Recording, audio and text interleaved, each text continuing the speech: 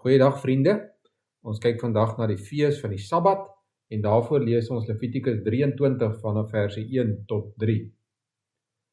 Die Here het vir Moses gesê, praat met die Israeliete en sê vir hulle, my feesdae, die feesdae van die Here wat julle as heilige bijeenkomste moet uitroep, is die volgende. 6 dae lank moet werk gedoen word, maar op die 7de dag is dit 'n buitengewone Sabbat, 'n heilige bijeenkoms. Julle mag geen werk doen nie. Dit is 'n Sabbat vir die Here, waar julle ook al woon. Dit was Levitikus 23, verse 1 tot 3 uit die woord van die Here.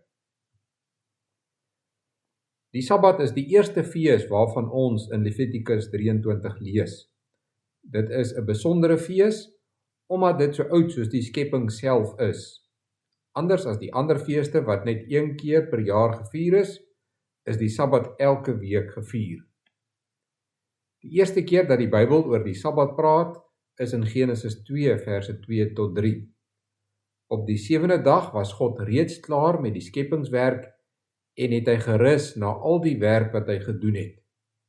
Hy het die 7de dag as gereelde rusdag ingestel en dit geheilig, want op daardie dag het hy gerus na al die skepingswerk wat hy gedoen het.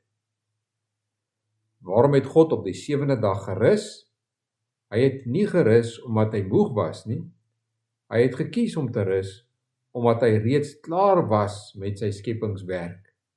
Nou kon hy sy skepping geniet en daaroor regeer as koning.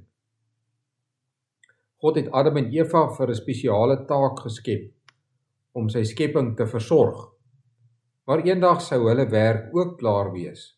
Dan sou hulle rus, vir ewig saam met God regeer en hom en sy skepping geniet. Selfs in die tuin van Eden kon hulle net iets van hierdie rus ervaar. God het die 7de dag geseën en dit geheilig.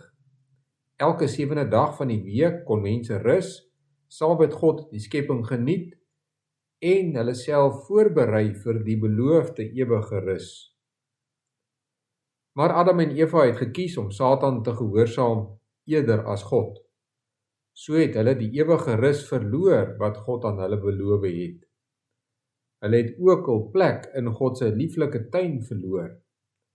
Van toe af moes mense hard werk om te oorleef. Die lewe sou gevaarlik, moeilik en kort wees. Tog het God 'n belofte aan Adam en Eva gegee. 'n Verlosser sou uit Eva se nageslag gebore word.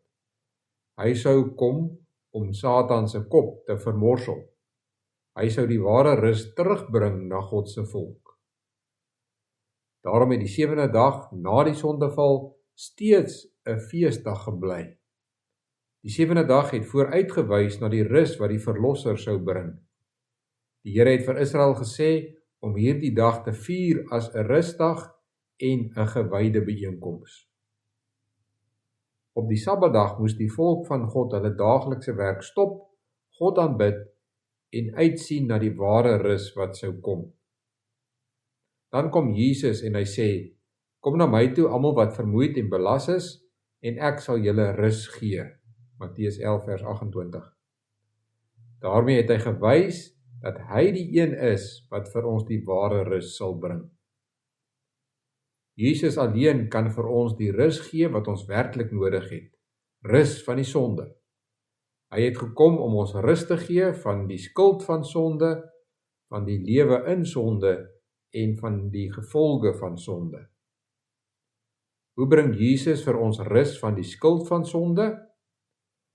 Toe Jesus aan die kruis sterf, het hy gesê, dit is volbring. Hy het die prys vir ons sondes volkome betaal. Daar aan die kruis het God al ons skuld van ons verwyder. Hoe bring Jesus rus van die lewe in sonde? Wanneer ons Jesus volg, leer hy ons om die sondige lewe agter te laat en vir God te leef. Op hierdie manier begin ons reeds om God se beloofde ewige rus te geniet. In Matteus 11 vers 29 sê Jesus, neem my juk op julle en leer van my, want ek is sagmoedig en nederig van hart, en julle sal rus kry vir julle gemoed. En dan, hoe bring Jesus rus van die gevolge van sonde? In hierdie wêreld geniet ons nog nie die volheid van God se teenwoordigheid nie. Ons ervaar steeds gevare, probleme en die dood. Dit is alles gevolge van die sonde. Maar wanneer Jesus kom, sal hy ons rus gee van al die gevolge van sonde.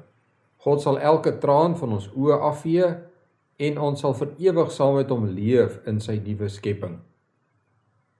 Totdat dit gebeur, gee God vir ons 'n weeklikse rusdag. Op hierdie dag kan ons rus van ons daaglikse werk, sy evangelie hoor en uitsien na sy ewige rus.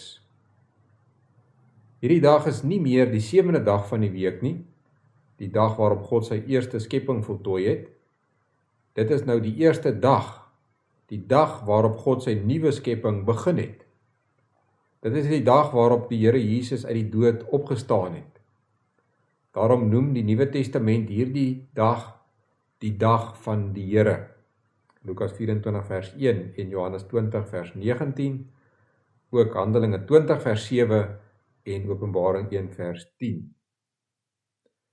So volgende Sondag, wanneer jy wakker word, onthou, dit is die dag van die Here. Dit is 'n dag van rus en vreugde. Dit is 'n dag om saam met God se mense bymekaar te kom. Laat God hierdie dag gebruik om jou te versterk op jou pad na sy ewige rus. Kom ons bid saam. Here, ons dankie vir die rus wat U vir ons kom gee het. Die rus van die sonde en die gevolge van die sonde. En ons sien ook uit na die dag wanneer U skepping nuut gaan maak, sodat ons U ewige rus tegemoet kan gaan. Ons doen voorbidding vir ons skole en onderwysers en die belangrike taak om ons kinders te leer en ook op te voed.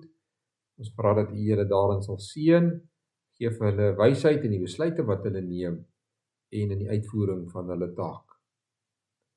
Ons bid vir medegelowiges wat hartseer is en treur. Ons vra dat U hulle sal troos, dat U hulle besonderlik in hierdie tyd naby sal wees. Ons bid hierdie dinge deur U groot genade alleen. Amen.